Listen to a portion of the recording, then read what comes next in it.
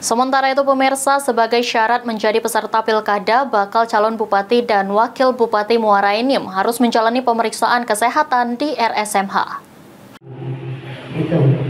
Jadi setelah nanti salah satu persyaratan harus diikuti oleh peserta pilkada menjalani pemeriksaan kesehatan oleh seluruh pasangan bakal calon kepala daerah untuk memastikan peserta pilkada sehat secara jasmani dan rohani serta terbebas dari penyalahgunaan narkoba.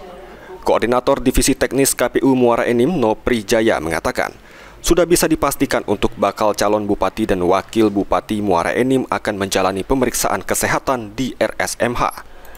Dipilihnya RSMH ini karena memiliki sarana dan prasarana yang memadai. Kita menunggu perjanjian PKS, kalau bahasanya PKS itu perjanjian kesehatan ya, benar Bu ya?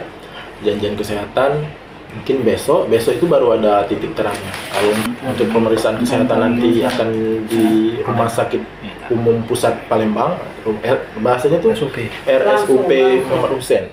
Menjalani pemeriksaan bagi peserta pilkada menjadi syarat mutlak untuk maju menjadi pemimpin daerah. Selain harus memiliki jasmani dan rohani yang sehat serta baik, mereka juga harus memiliki mental yang stabil. Mardiansyah, PAL TV.